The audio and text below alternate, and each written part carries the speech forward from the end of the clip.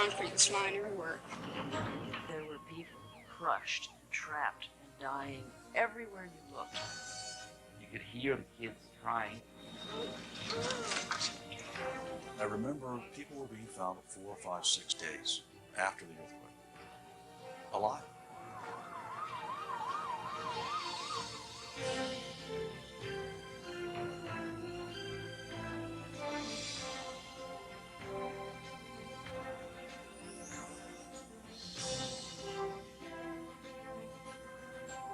Good evening, and welcome to I Remember, a unique journey back to the major events of our times, recalled by the people who were there: reporters, producers, cameramen, participants. During the next hour, we'll find out what it looked like, how it felt, and what our eyewitnesses think now about what happened then. Tonight, we look back to September 19, 1985, just another day in Mexico City. Then the ground began to shiver for what seemed like an eternity. It was the beginning of a massive earthquake that would level vast stretches of Mexico City, leaving a sea of human misery in its wake. And it all happened so suddenly. There was one hard jolt, and then the ground began to roll. The whole thing was really moving just like if you were in a wave. You're waiting for the end of your life. That's what you feel. There was virtually no communication, as I recall. Nobody knew what was going on in Mexico, except it was bad. I hope to find my children. I hope they are safe. I hope they're still healthy. You couldn't pick up a phone and call somebody and say, "Where's the damage?" We raced to the Santa Monica airport to get on a Learjet to get down to Mexico as quickly as we could. I get to Mexico City with a crew like 2 in the morning or something, and we have no idea what's going on. The devastation was so widespread and communication so bad that only tonight did it become clear that this is a very major disaster, perhaps the worst in Mexico's history. Finally, there were shortwave radio accounts confirming the worst. It's the taller buildings that are more affected. Some of them, few have completely collapsed. The concrete slabs look like a club sandwich. The main part of town that was hit was more or less what is known as Midtown Mexico, and a lot of these were apartment houses, and they crumbled and really pancaked is the word to use, because the tops just came down and settled on the ground. Several tourist hotels were badly damaged. And our hotel started to move a lot. And then this tower of the television, it fell out. We were tossed around constantly, and we went partly dressed downstairs. We had to because the room was falling apart and concrete was flying everywhere. How many bodies might be buried under this tons and upon tons of rubble? Who knows? Mexico has been hit with just the force of a mighty blow from hell. One of the most striking things as we drove into Mexico City was what collapsed and what did not. There were areas that were just nothing but rubble. I mean, just horrible. And there were other areas that were absolutely untouched. Largely, it was the newer buildings that collapsed. The 100-year-old adobe structures, which had held up for centuries, held up again. There are gas leaks and fires burn in many parts of the devastated city, claiming still more lives. We thought now we are going to die. Burn and crush. In hospitals throughout the disaster area, many of the severely injured are dying. Crying children and men and women wander through the streets searching for their loved ones. In all, more than 250 major buildings, some of them skyscrapers, collapsed. I remember thinking at the time that it was as if a giant had walked through Mexico City and crushed certain places with his feet and missed other places. People were forced into the streets because their homes had been destroyed or because they were terrified their homes might collapse on them. Everybody was scared. A lot of people just crying. A lot of people on their knees praying and just asking God, help us. With the aftermath came all the extremes of human emotion: sorrow, anguish in the presence of death, the miracle of a life spared simply by chance, and panic. Are you all right? Help me, please. Nancy, are you alone? I'm with my husband, but I don't think he's alive. We are missing 7 people from our building. But I'm sure they're all dead. The first thing I felt from the minute I got there was a kind of queasiness. There's dust in the air, smells, all kinds of terrible smells everywhere. And things were falling down and the earth opening up and gas leaks all over the place, and you never knew what kind of horror you'd encounter at each step.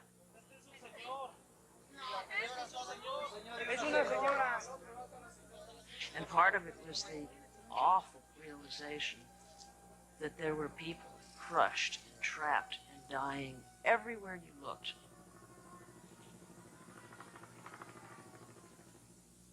I Remember will return.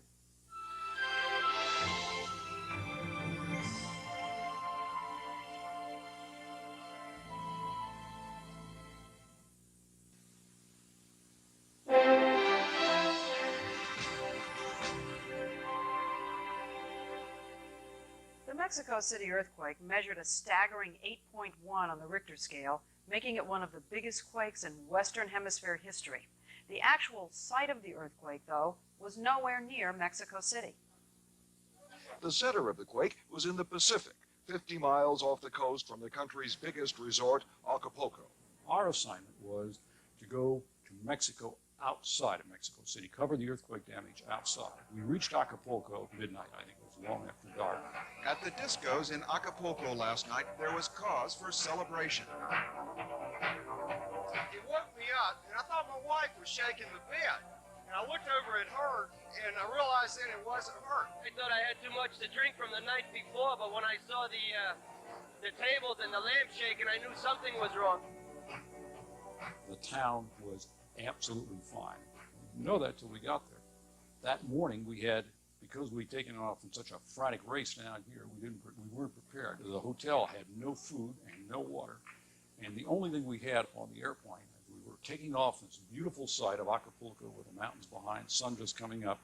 All we had was beer and fig Newtons to eat at 7:30 in the morning.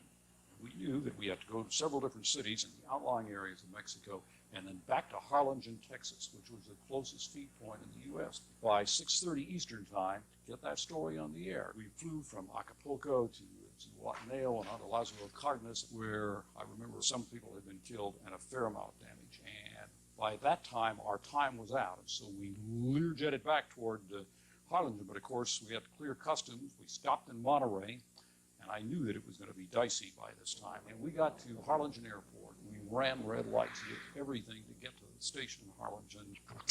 Marilyn Carruthers was the editor. She worked like a maniac. I remember running across that patio and up a flight of stairs into the control room to feed that tape out. This is the CBS Evening News. Dan Rather. I mean, the show was going on the air. Terremoto.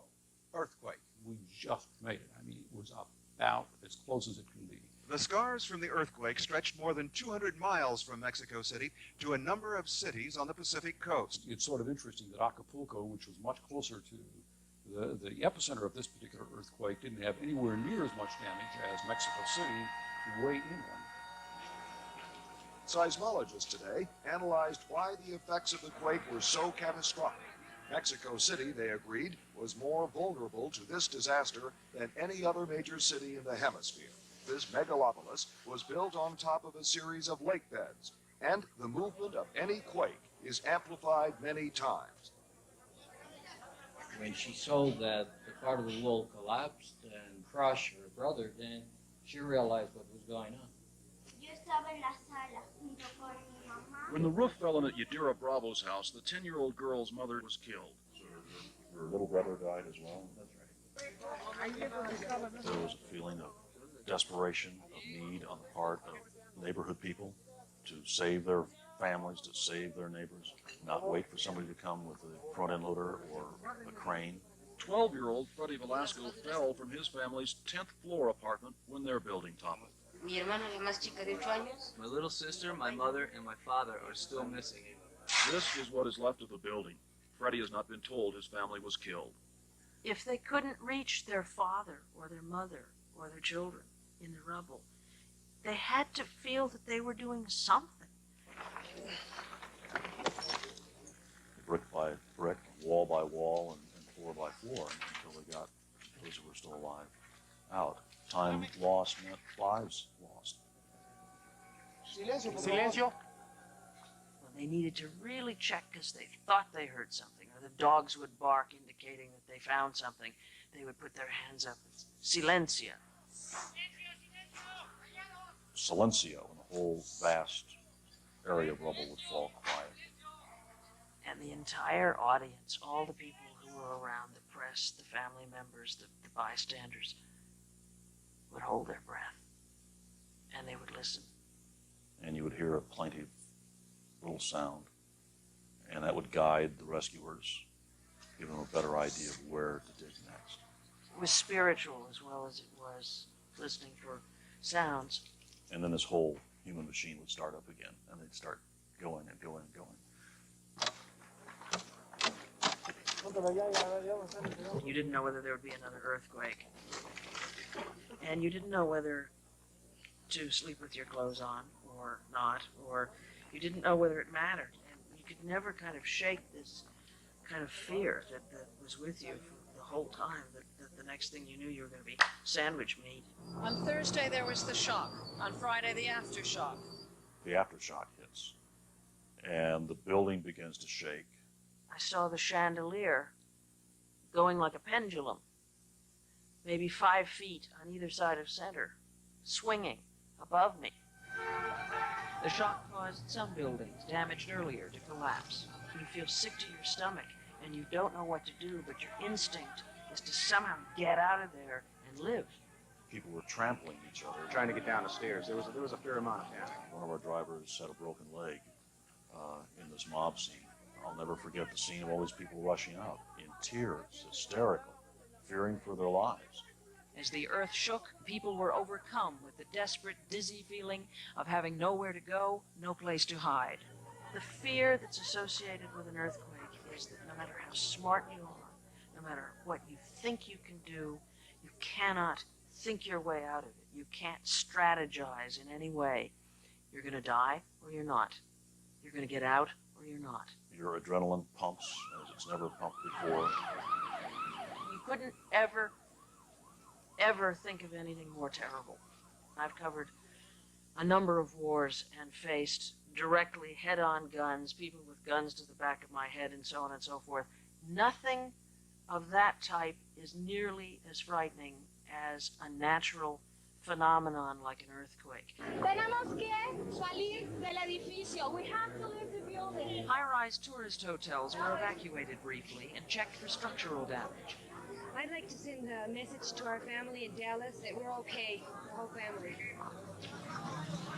People were shrieking and yelling, and there were cars, horns blaring in the streets, and people trying bumper to bumper to bumper to get out of town. Eventually, I was able to go back to my room. I pulled back the curtain to look out the window, and underneath the curtain, underneath the window, there was a split in the wall of my room, that wide. I reached my arm through to the outside and wiggled my fingers in the daylight outside, and I thought, nice safe place. Ironically, that room turned out to be one of the safer places in the chaos that was Mexico City. I Remember will continue.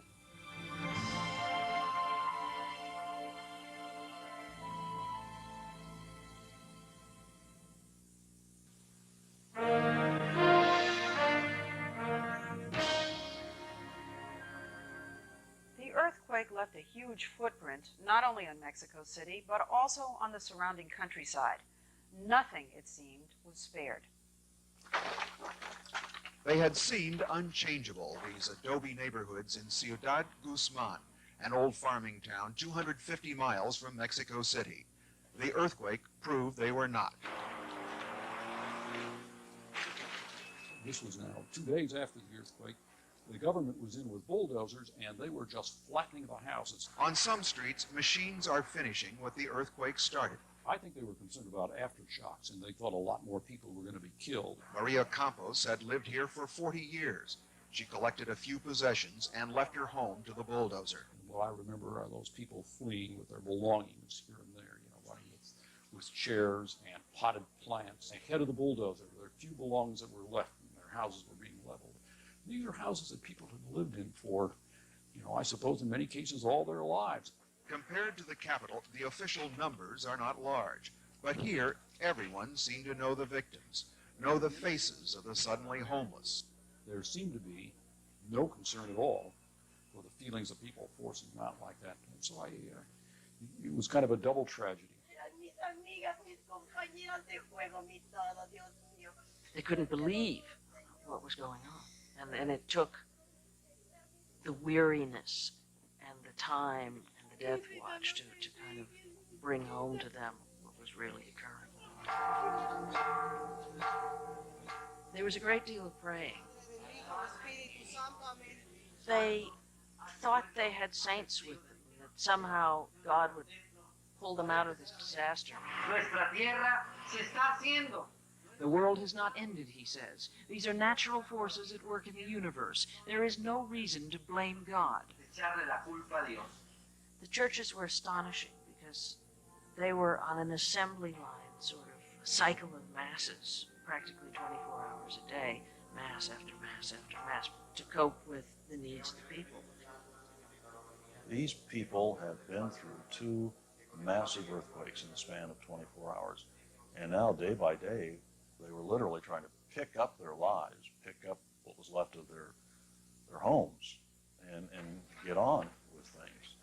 Not the least of which was finding out who also survived. And in the streets of Mexico City, other survivors, the new homeless, camp out and make do as best they can. No one has an exact count, but it's believed they number at least 50,000. Buildings are being condemned every day. They evacuated 150 about 100 feet from where we're standing last night, put them on the street, and there were 27 babies in arms, and it was raining, and they didn't even have plastic to get under. More poor and homeless in a city already swollen with poverty and unemployment. They're getting the water out of holes in the street.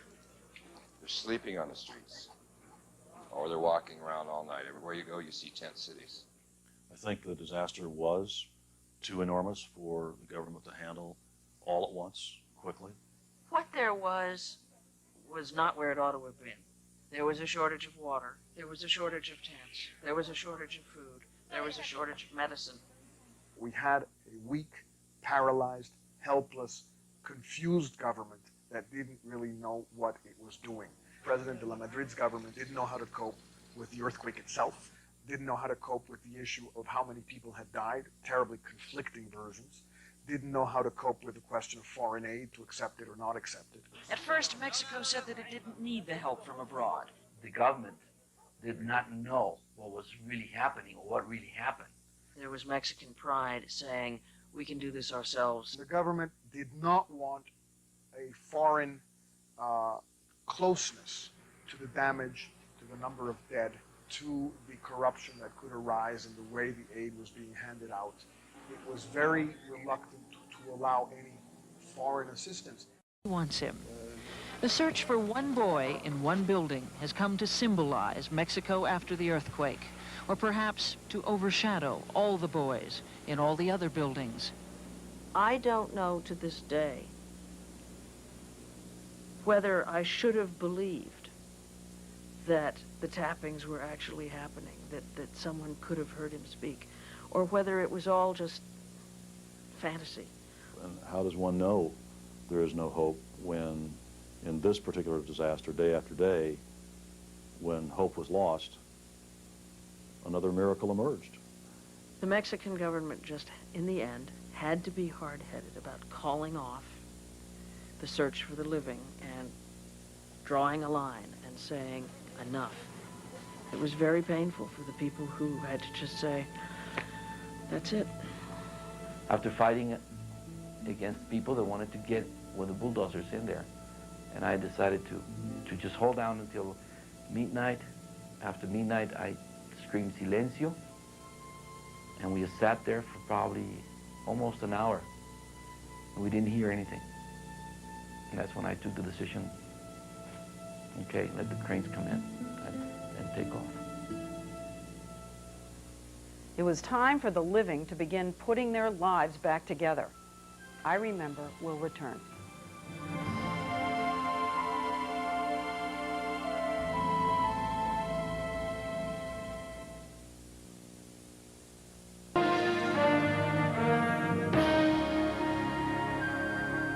The devastation from the earthquake was so total, the damage so widespread, that it took a very long time for Mexico City to get back on its feet. But slowly, life began to return to normal. A year after the disaster, we returned to Mexico City. One of the things that struck me was going to the cemetery. There were hundreds of graves with the same date.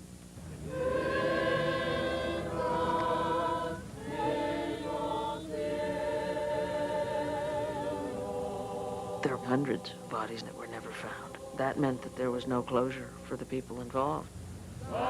They turned to God, but at the same time, you could see that this was just a terrible, terrible thing for them, with no end ever. We still feel the pain. We feel their absence and yet their presence. So we came to say goodbye. The immediate disaster was tragic enough, but it was, in a sense, the first chapter of a new tragedy. A full year later, perhaps 500,000 of the earthquake victims are still suffering, still without the permanent homes they lost, still living in the cramped quarters provided by the government. There are blocks of the one-room, corrugated steel shelters in the city, unheated holding rooms for residents bitter over the pace of reconstruction. They have made a lot of promises, but they haven't given us anything. One psychological effect of the earthquake was the sense that the government was no longer able to address the concerns, the needs, the aspirations of the people.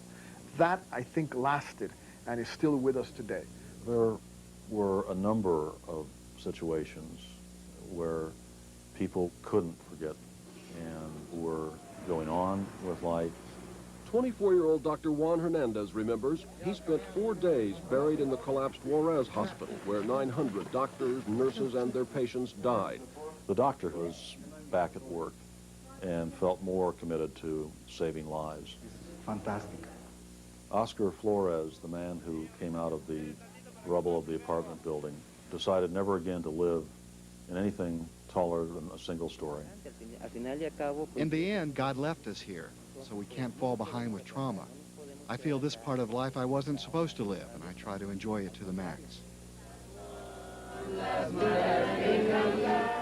In Mexico City, a number of the babies were reunited yesterday for a birthday party, a celebration of life and survival.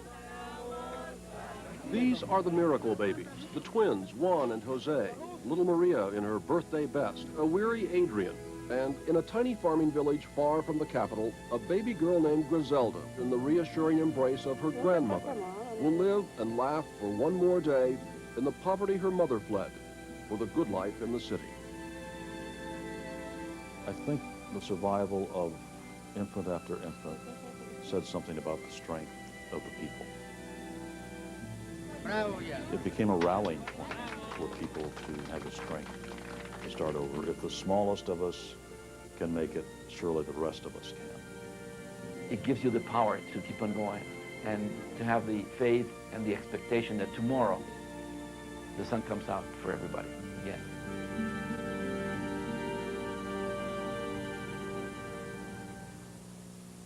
For I Remember, I'm Lesley Stahl. Good night.